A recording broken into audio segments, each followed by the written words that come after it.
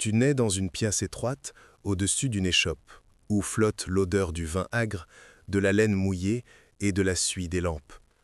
Rome gronde derrière le mur, avec ses roues, ses cris de marchands et le souffle rauque des mulets. Tu grandis vite, comme grandissent les enfants des pauvres, les genoux couverts d'ulcères, le ventre creux. En hiver, tu dors collé au mur parce que le sol respire l'humidité. En été, tu portes de l'eau, tu nettoies les ordures, tu ramasses sur le marché des olives pourries. Très tôt, tu comprends une chose simple. À Rome, un faible ne compte pas comme un homme tant qu'il n'est pas utile. Tu vois l'arène pour la première fois quand tu es enfant. Pas depuis les gradins de marbre, d'en bas, depuis un passage qui sent l'urine, la poussière et le fumier. Au-dessus, la foule hurle. En dessous, des hommes en sang attendent leur tour. À ce moment-là, tu crois encore qu'un gladiateur est presque un roi. Un casque brillant, une gloire brève, des regards de femme. Tu ne regardes pas le sang, tu regardes la peur autour de toi et le fait que tout le monde regarde quand même. Puis vient la dette. Ton père perd, pas une fois, toujours une dernière fois. D'abord, les plats disparaissent, puis le manteau, puis l'âne, puis toi. On ne t'arrache pas dans la rue, on ne t'emmène pas enchaîné. On te vend presque calmement, comme un outil qui peut encore servir. Le laniste examine tes dents, tes épaules, tes cuisses. Il presse tes côtes du bout des doigts. Il dit qu'on peut faire de toi quelque chose de léger et de mauvais. Tu entres dans le ludus par une lourde porte et l'air y est différent, plus épais, chargé d'hommes, imprégné d'huile, de sueur, de vieux sang et d'herbes médicinales.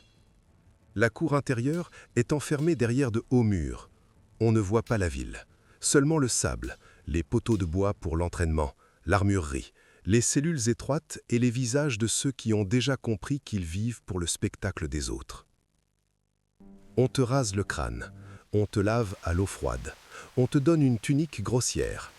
Le maître d'armes te frappe avec un bâton, non pas pour une faute, mais pour ta lenteur. Ici, il ne faut pas être brave, il faut être obéissant. Tu apprends à tomber sans te briser la nuque, à tenir un bouclier, non pas avec élégance, mais longtemps. À manger vite, en silence, tant que l'écuelle est encore dans tes mains. Ta nourriture ne ressemble pas au festin que la foule imaginera plus tard. Une écuelle de bouillie, des fèves, de l'orge, parfois un morceau de fromage, parfois rien. Ton ventre est plein, mais ton corps réclame de la viande. Les anciens vous appellent avec mépris des mangeurs d'orge. Cette nourriture tient debout un homme, elle ne le rend pas heureux. Au début, on te donne une épée de bois. Elle est plus lourde qu'une vraie, c'est voulu. Tu frappes le poteau jusqu'aux ampoules, jusqu'à ce que la peau se détache en bandes. Puis tu frappes encore. L'épaule brûle, le coude gonfle, le sable sous tes pieds est toujours humide de sueur. Tu te trompes, le bâton tombe sur ton dos. Tu chutes, un coup de pied t'atteint dans les côtes. Derrière le mur, quelqu'un tousse du sang pendant la nuit. Au matin, sa place est déjà prise. On te classe parmi les combattants légers. Ton bouclier est plus petit, ton casque plus léger. Tes jambes doivent être rapides. L'entraîneur répète « La foule aime la rage, toi aimes le calcul ». Dans l'école, tu apprends que les duels ne sont pas faits au hasard. Armure différente, rythme différent, fragilité différente. Le combat n'est pas une justice, c'est une vente organisée de la peur. Puis vient le jour de la première sortie. On t'enduit d'huile pour faire briller les muscles, on t'équipe, et tout ce métal pèse soudain comme un autre corps collé à toi. Dans le couloir sous l'arène, il est sombre. On entend au-dessus la foule qui tonne. Cela sent le bois mouillé, le fer et les bêtes. Quelqu'un murmure une prière, quelqu'un urine dans ses braies.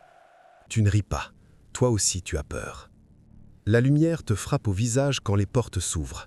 L'amphithéâtre rugit si fort que l'on dirait que la pierre elle-même hurle. Le sable est clair, mais tu y vois déjà de vieilles taches brunes. En face de toi se tient un homme plus âgé que toi, de 10 ans, expérimenté. Il bouge calmement, c'est le pire. La foule veut des cris, et lui avance vers toi comme un boucher vers une chèvre attachée.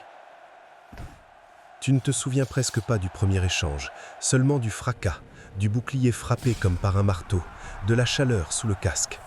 En reculant, tu trébuches sur un sillon dans le sable et manques de tomber. Il vient pour finir, mais découvre un instant son flanc. Tu enfonces ta lame là, par instinct, pas par talent. Sous l'excelle, trop mou. Il étouffe sur son souffle et s'agenouille, incapable de croire que sa fin est déjà là. La foule rugit encore plus fort. Tu trembles en attendant la décision. Geste, cri, signe. Pour toi, ce n'est que le bruit des riches au-dessus de ta tête. Le blessé te regarde non pas avec haine, mais avec fatigue. Puis on l'achève selon les règles du jour, pas avec ton coup. Quand tout s'arrête, on te fourre une branche, de l'argent, un morceau de viande. Et tu comprends pour la première fois la vérité sale. Même la victoire dans l'arène sans la mort. Après le premier combat, la vie ne devient pas plus douce, elle devient plus serrée. On te nourrit mieux, on oint tes blessures avec une pommade plus chère. Le laniste te regarde déjà non comme un garçon, mais comme un investissement.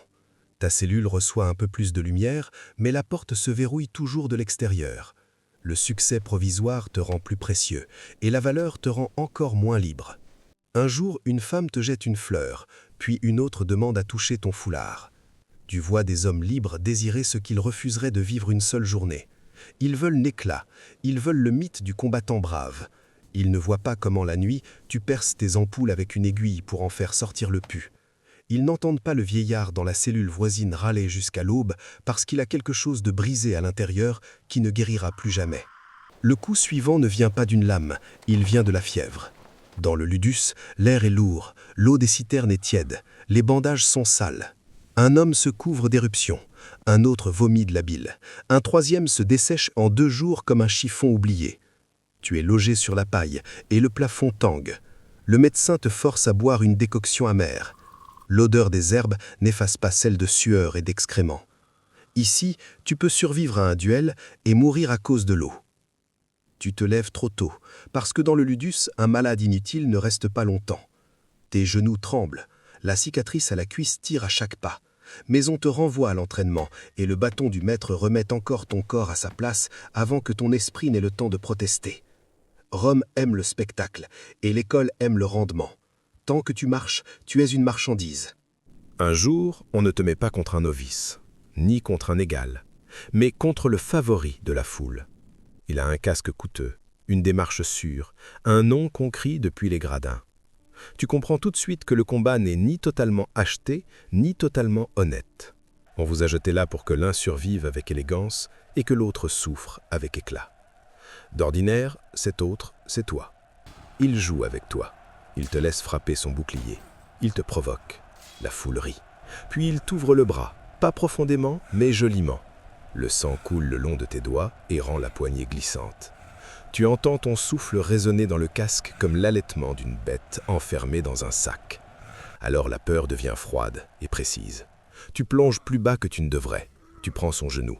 Il tombe hors du scénario. La foule explose. Tu gagnes encore. Cette fois, on te donne plus d'argent et on te montre de loin une épée de bois comme une promesse. Le rudis, le signe possible de la liberté. Tu commences à vivre dans ce mensonge.